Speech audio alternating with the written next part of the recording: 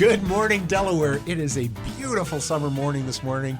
I don't know if you were up before dawn, but the moon this morning was just gorgeous. I was not up before dawn this morning, but I did see it last night. It's been a good moon this week. Although there's always a downside that comes with a full moon, which is like children and ERs and just life in general. Things get a little crazy. It does. Yeah, well, it's true. You got to take the bad with the good. Yeah, right? my dad's worked in hospitals for years. He retired from a hospital, and he was like, it is true. He was like, when the full moon happens, the ER is crazy.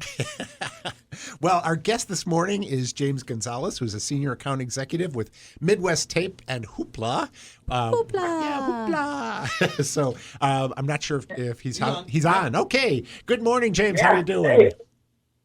I'm great. How's everyone doing? Great. You're coming through loud and clear. Glad to have you aboard today. We're going to be talking a little bit about a great app called Just Watch in the second half of the show and some of the other great things that are available through Hoopla.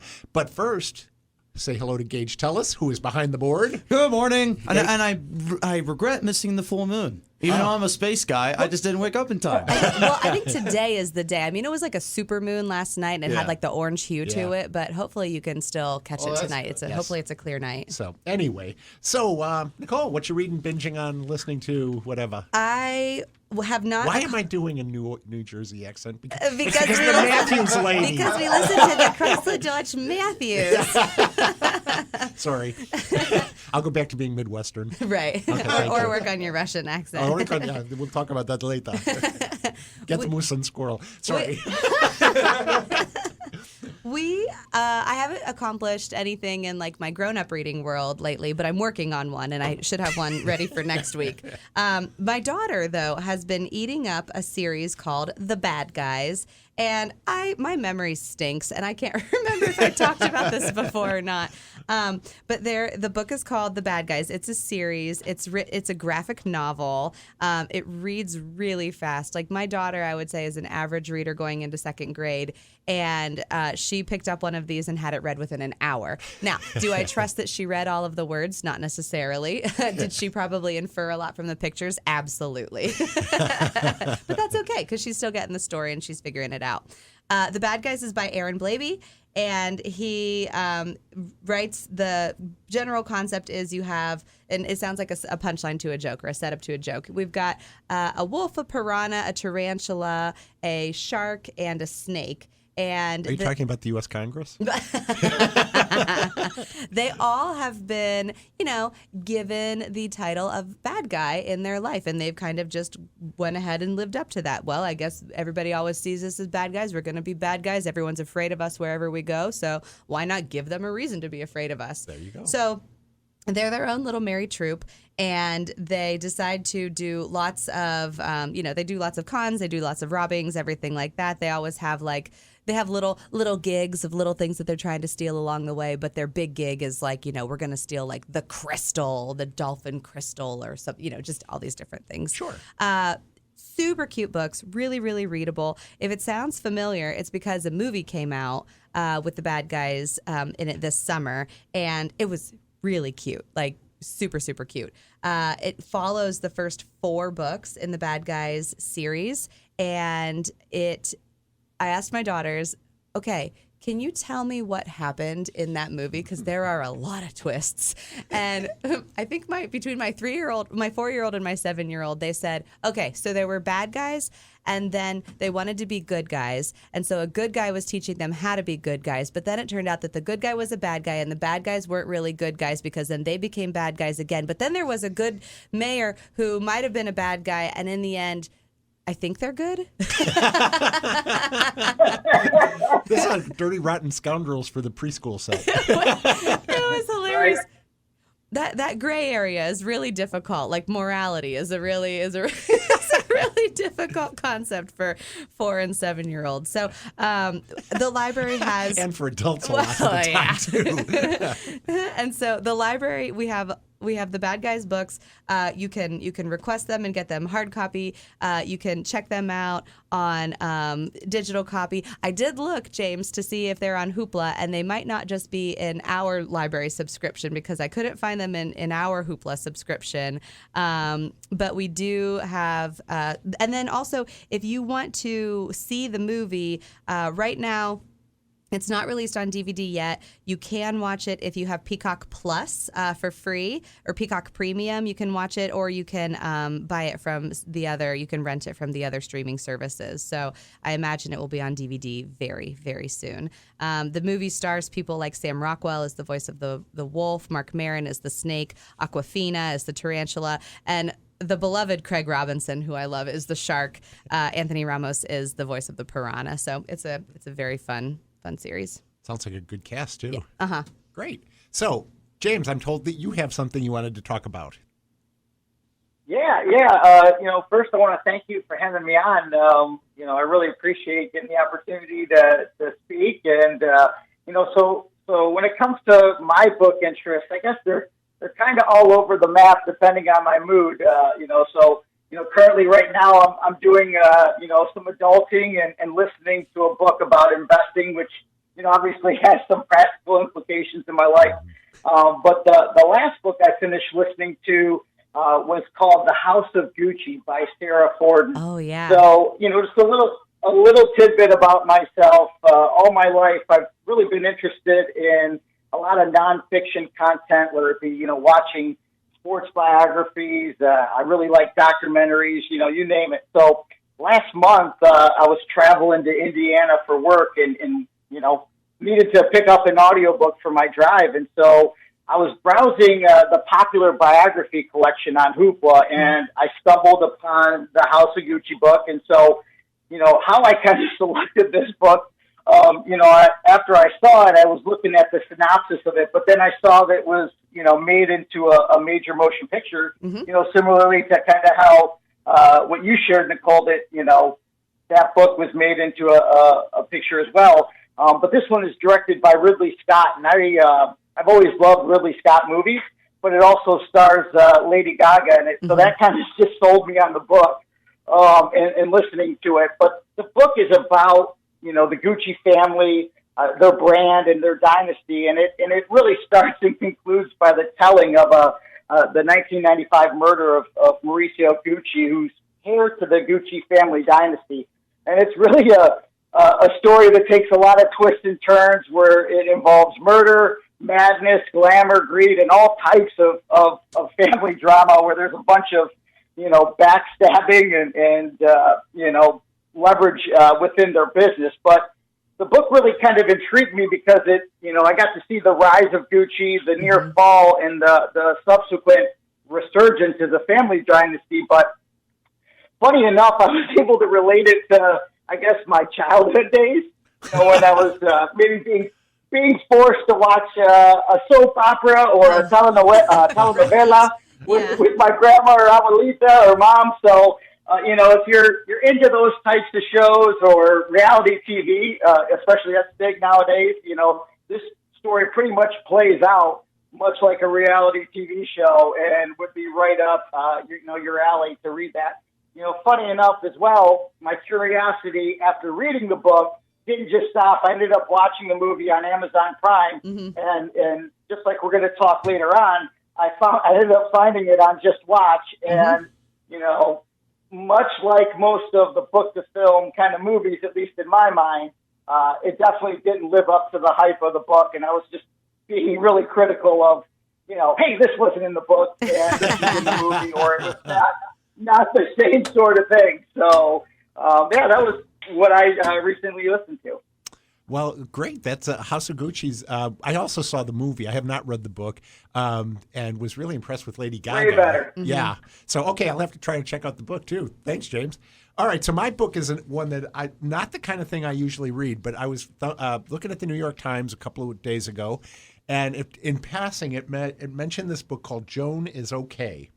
And it just said it was about her kind of it's her existential struggle. I thought, okay, that sounds interesting. So I found it. We had it on the shelf. It's a short enough It's book. a short book. I figured I could give it a shot, and I got to tell you, it surprised me. I love those. Let me tell. It's called, again, Joan is okay, and it's spelled out O-K-A-Y. And the book is by a woman named Weike Wang, and I'm sure I'm mispronouncing Weike, but it's Weike Wang. She was born in Nanjing, China, and grew up in Australia, Canada, and the United States. She graduated from Harvard, earning undergraduate degrees in chemistry and a doctorate in public health. And because she's such an underachiever, she also earned a Master of Fine Arts degree from Boston University. From Boston. Yeah. Where she packs a cat. Okay, well, now you're going to have Joyce after you because with that Boston accent. This is her second novel, and she's also written short stories that have appeared in The New Yorker and Plowshares. And she currently lives in New York City, where she teaches at the University of Pennsylvania, Columbia, and Barnard. Goodness. Yeah, underachiever, as I said. Yeah, she needs to just, do more. Yes, definitely. But this is it's a quirky, kind of entertaining, fast read. There's very little dialogue, actually. It's completely told from the point of view of Joan. She has no last name. She's a very successful attending physician in the intensive care unit of an unnamed New York City hospital. And from the outside, Joan just appears to be a workaholic. Where did they get that? But the hospital is Joan's life. She really feels like that is where she belongs, where she lives. She's childless, she's single, and she basically has no life outside of the hospital. And she, like I said, she loves her hospital and especially her department as her family. She's always seeking out extra shifts to work in the hospital and to cover time off for the other attending physicians. As the daughter of Chinese immigrants, she's kind of unmoored, let me put it that way. But her parents returned to China once Joan started the university. She's got a considerably older brother named Wang, who has become very successful as a financier, and he lives just outside of New York in Greenwich, Connecticut. At the opening of the novel, Joan's father dies suddenly back in China, and she dashes home for a weekend for the funeral. Yes, she dashes home for a weekend to China. Right, yeah. Okay? And which actually sparks the rest of the novel. Her apparent lack of bereavement and the fact that she's racking up this large number of hours sparks the attention of the Human Resources Department, which is totally empathetic and totally clueless. Sets off these alarm bells. So they order her, not exactly order her, but they just kind of make it clear to her that she needs to take some time off. She hasn't done anything wrong. I mean, her patients love her, the other doctors love her, but she's not suffering properly according to the HR department. So she has to take 6 weeks of leave, which just totally leaves her even more unmoored. Goodness. Oh, and did I mention this novel is set between November 2019 and March of 2020? Oh, mm-hmm. So throughout the novel, we hear hints that there's this new virus that's been identified in Wuhan, China, and it seems to be causing something of a stir there. Joan is okay is an insightful look at how cultures can interface but mostly fail to connect completely. Her Joan's trenchant observations about the hospital, its patients, its staff, and especially her overbearing and oblivious neighbor, Mark. Think Seinfeld's Kramer, okay? But without all of the weirdness. The goofiness. Yeah. That permeate the book. But Joan's mother, who's an unwilling visitor to Fang's estate, gets trapped there when COVID restrictions go into effect. She steals the show. Her looks at the world are just priceless.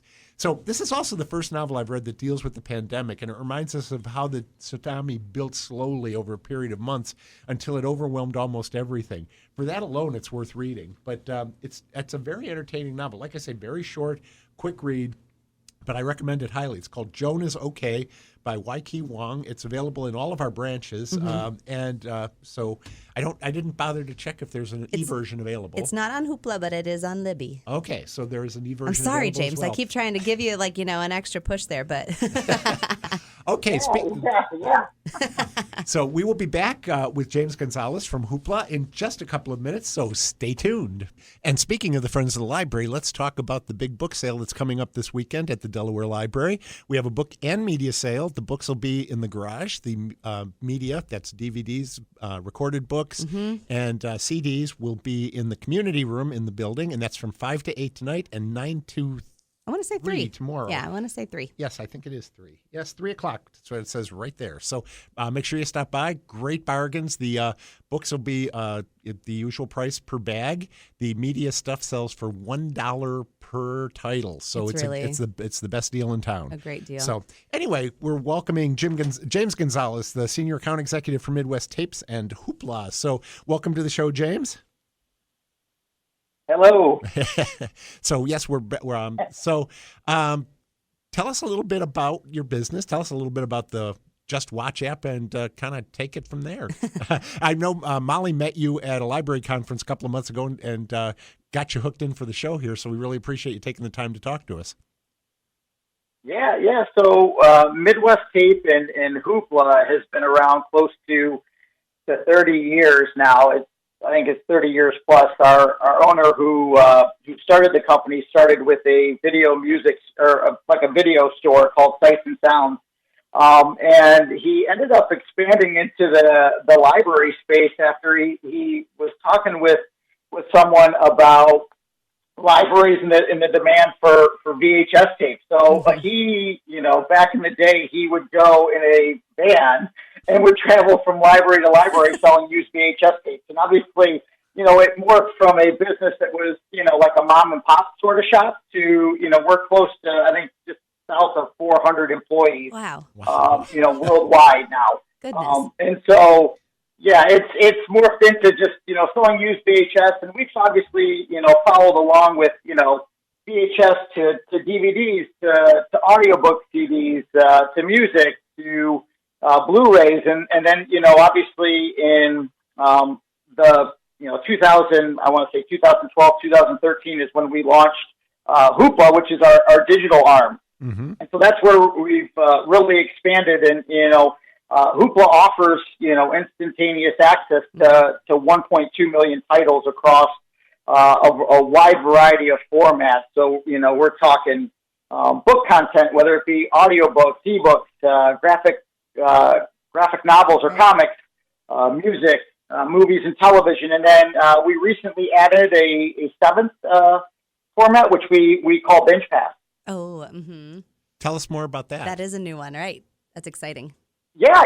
So, as I shared, Binge Pass is our newest format that we just brought on in 2022. Actually, it was the end of 2021 into 2022. And what it does is it gives patrons, unlimited access to collections of great online content for 7 days. Ooh. And all with just a single borrow. So, patrons can browse the Hoopla Binge Passes just like they would browse the library's normal Hoopla collection. And they'll be able to find it with, if they're using a mobile device, they could find it on the More button, or, they can find it on the website when utilizing, the Hoopla website.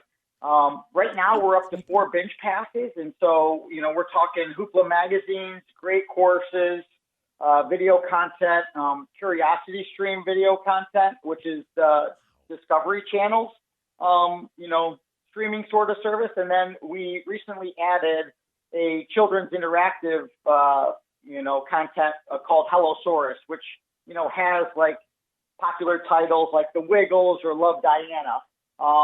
And so those are the 4 that we've recently added on.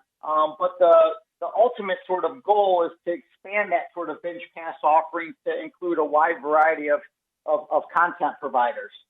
That's so cool, and I'm so glad that you brought that up too, because it is a new service, and even I haven't had an opportunity to explore it. And I'm a pretty loyal Hoopla user. And just for our listeners who may or may not know, of course, your library card gets you lots of free access. Your library card gets you lots of digital free access. The way that Hoopla works is most of that content is available right now on demand. There's a handful of things that are popular titles that might have a shorter wait to them. But George and I were talking about over the break that there are some library hacks that you might not know about that we're okay with sharing, which is we at the Delaware County District Library might subscribe to a different, tier of Hoopla than, let's say, a library a little further south of us.